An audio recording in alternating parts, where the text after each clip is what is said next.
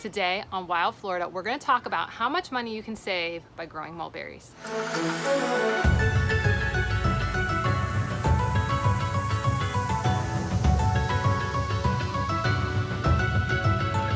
Hi, I'm Jacqueline, the Wild Floridian, and welcome to week 19 of the Growing Food is Easy challenge. The challenge where we save money, go local, and save the world one piece of food at a time.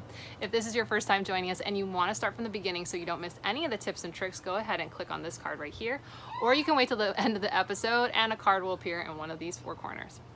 Okay, let's get into it. Let's talk about how much money are we going to save with mulberries.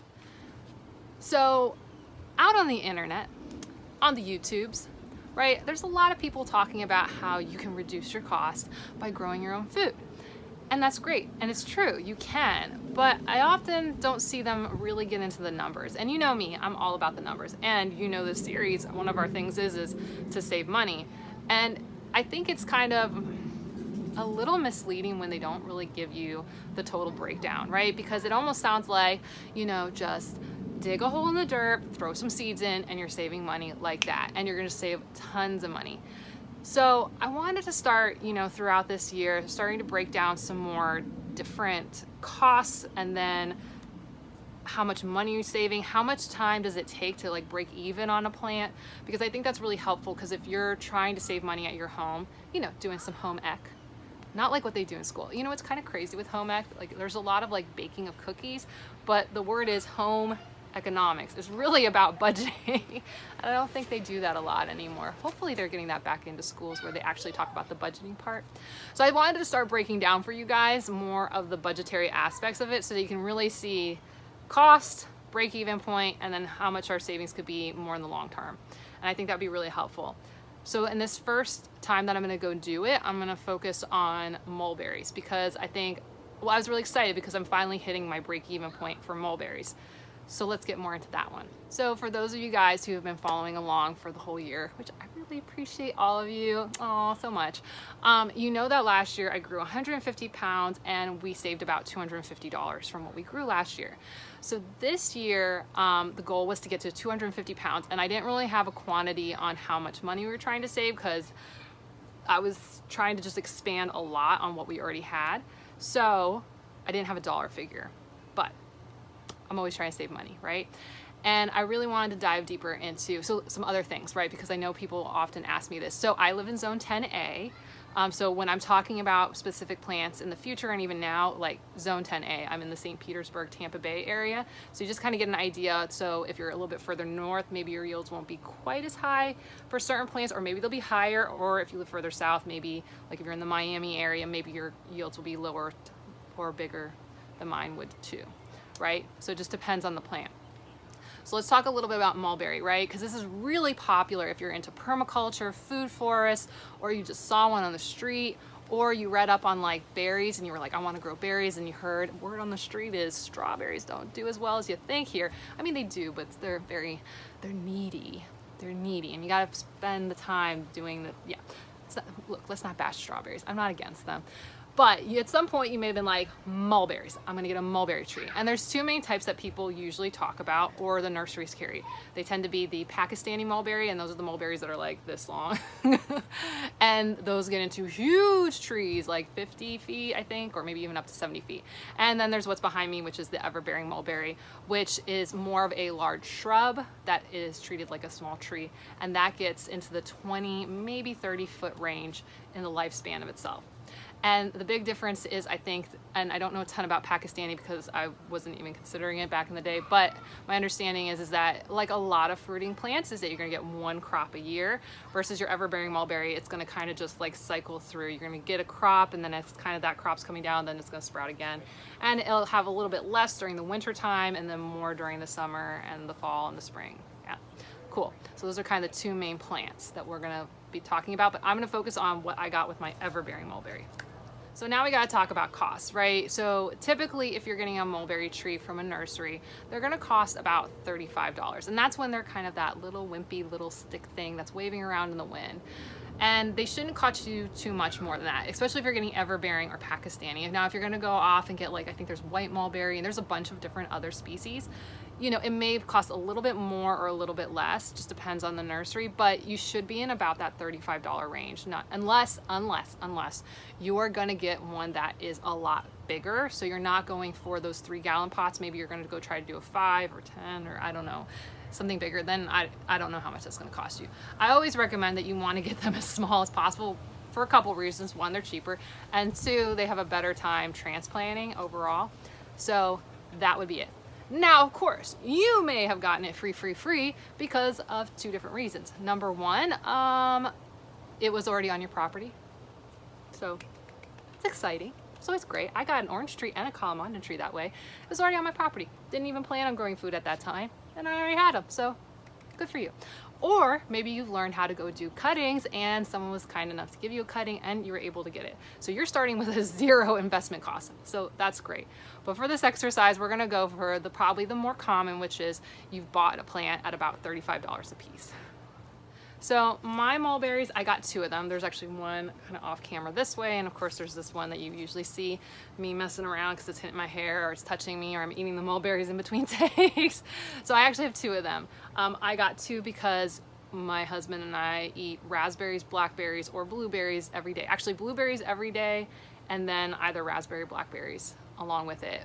One goes into our smoothie, and the other we make English muffins for breakfast with natural peanut butter, and then we put the berries on top. So it's kind of like a peanut butter and jelly. Fun thing. So the idea was is to eventually get away from buying raspberries and blackberries and just do the mulberries. Yay. And then hopefully if our yields were high enough, then we could totally get away from buying frozen blueberries from Publix, and that would be awesome. So when I did the costing against it, because the first thing we were going to try to offset was the raspberries, that's the cost per pound that I'm going to be using. So yeah, so we got 2 because we're like, hey, we're using these every day, so we need a lot. And I really had no concept of what the yields would be like. I was just like, there's space. Also, the other reason was because we were trying to shade the house and I needed that shading aspect. So that's a whole different type of savings. So I'm not going to even include that. I'm just going to look at pounds of food. Yeah. So I bought my mulberry trees, I think July or August of 2018. So in that first year, yeah, I think there was like a berry or 2 and they were okay tasting. Then 2019 would be the first year that I actually got any amount of food off of these trees. And so that means we kind of went through fall, winter, and the everbearing mulberries I have, they go a little bit dormant. They still do produce mulberries. They tend to be a little bit more fibery, less juicy, not quite as tasty during that time period, and the yields are super low, but they're producing during that time, just slow. And basically 2019, we did get a nice little spring crop, and then it kind of went through the summer and the fall, and there would just be like a berry here and a berry there. And we get like a little small handful every now and then. It was very exciting. But it basically summed up to about 2 pounds, which was about $15 of savings-ish. I'm gonna round also because it just makes life easier. So 2 pounds, $15, so not a lot, right? So we're about 1 year in and we have not come close to breaking even for 2 trees because I spent $70 and we've saved 15. So fast forward, here we are just at the end of April. Now we're in May of 2020. And oh my gosh, we hit spring and these guys took off. Holy cow. So in basically the month of April, we've gotten 10 pounds of mulberries. And there are tons of mulberries still ripening on these trees. So we've got a lot. And basically it was about $75 worth of mulberries for the exact amount that I've saved in the month of April, which we're past break-even point.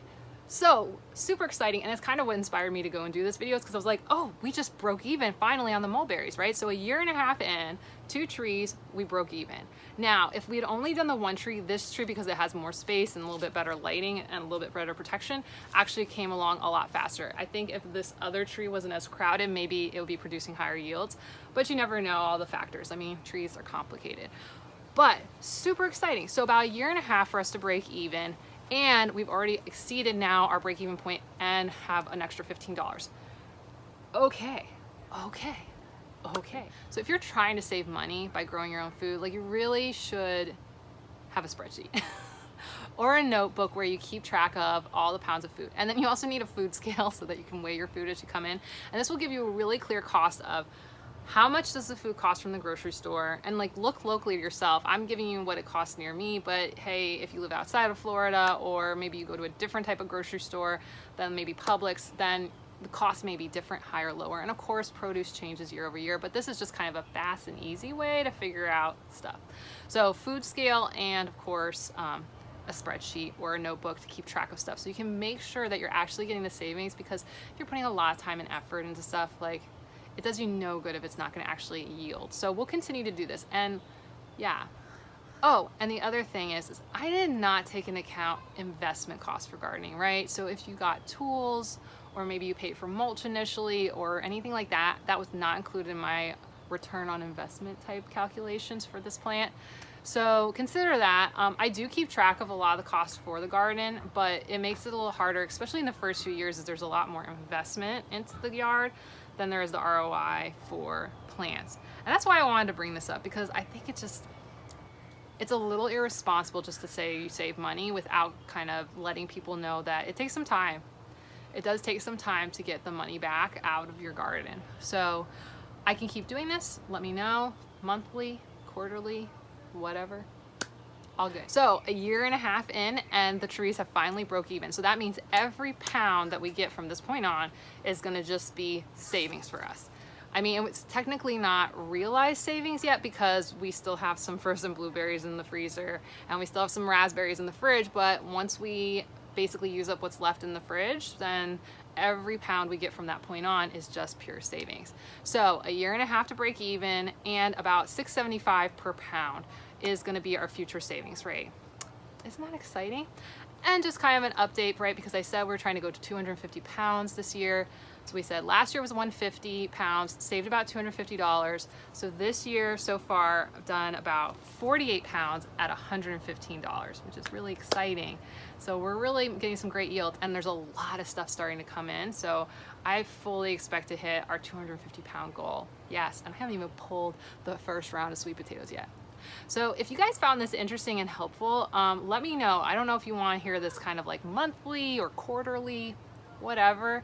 I think it's helpful, because if you're trying to save money, yeah, you got to know these things. So let me know in the comments below.